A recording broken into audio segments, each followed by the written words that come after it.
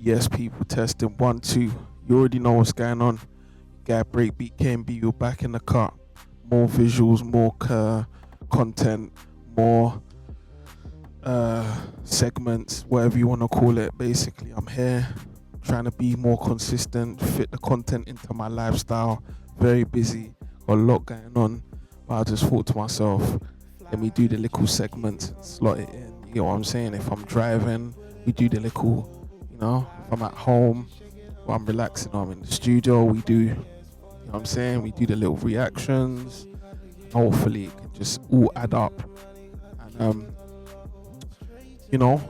just kind of like wake up the channel again and, just be more consistent. And, you know how it is. Back in the day, we just kind of put what we want when we want up. And it was just like that. Now we're kind of 2025 is turning into something else. You know what I'm saying? You gotta be all consistent with the algorithm and make sure that you're doing this and doing that. Otherwise, basically your content's not gonna get seen. So, without further ado, this is a reaction video.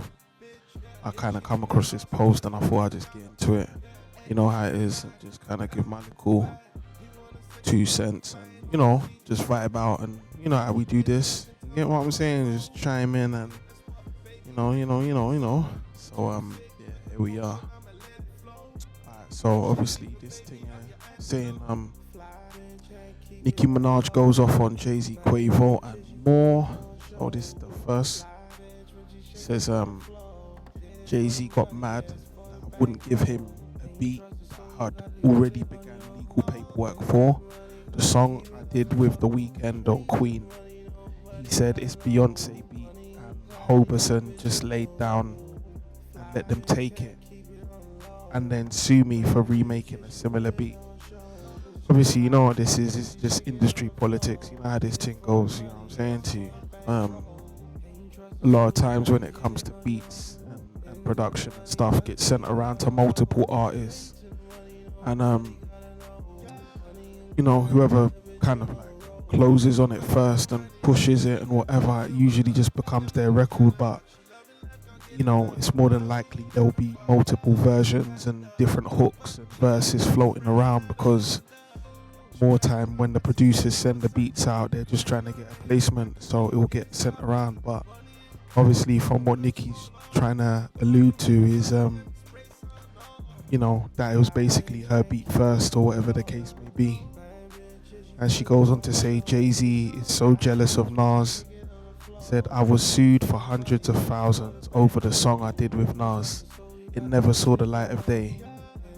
Casino, your number is called. So obviously there, she's alluding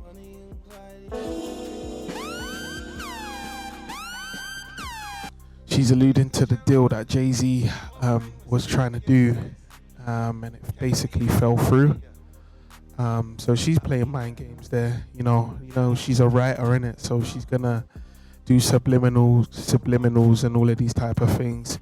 So she's basically saying, like, I got sued hundreds of thousands for this record with Nas. It didn't come out, see the light of day. On the flip side, Jay-Z's tried to do this casino deal in New York, and the deal was falling through. She's obviously put in big letters, N-O, as in casino. Like, no, it's not going to happen. And then she said, your number is called, obviously, casino, gambling numbers. You know what I'm saying? She's messing around with the wordplay. Another one.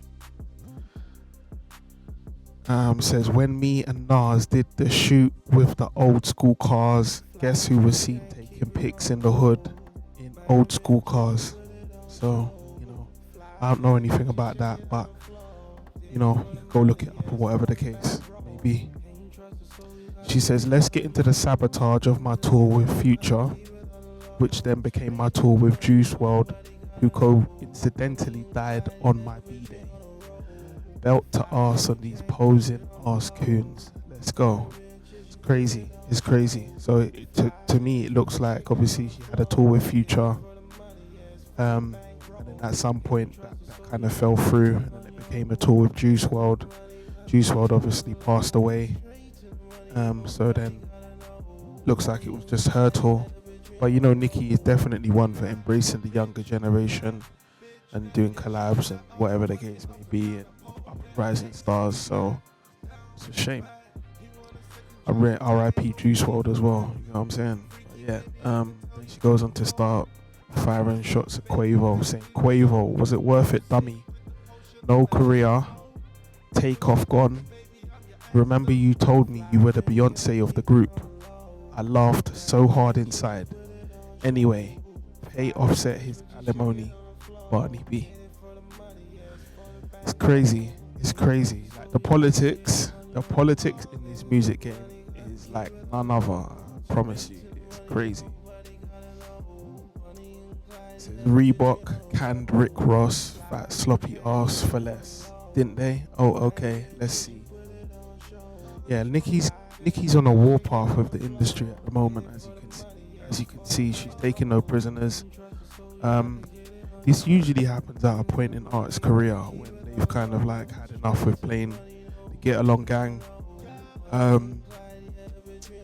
This game will take a toll on your mental health, and it is definitely not for the faint-hearted.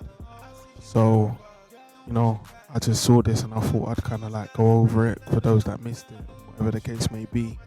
But yeah, I mean, it's not a nice game. There's loads of politics. Me personally, there's like a saying, don't meet your idols, and whatever the case may be. And with me, I prefer to just like admire the art from a distance, you know, unless it's someone that I truly kind of like rock with, then I'll kind of like maybe consider working with them in a personal kind of like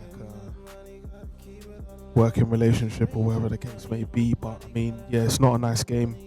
Lots of internals, a lot of politics, and to be real with you, it sucks the fun out of the creative process and what you kind of, or what I got into it for. So right now I feel like I'm in a space where I'm just really trying to be doing what makes me happy, and reading all of this, because like, you know, like Nicki's had quite a long career, comes from a very, very solid collective, and to kind of like see where it's at now is kind of like, it's crazy, you know. But you know, we just hope that she can kind of like regain her foothold and kind of get back to that creative space and kind of like bringing out new music and, you know, kind of like pushing some new sounds and styles and whatever the case may be, because I feel like Nicki is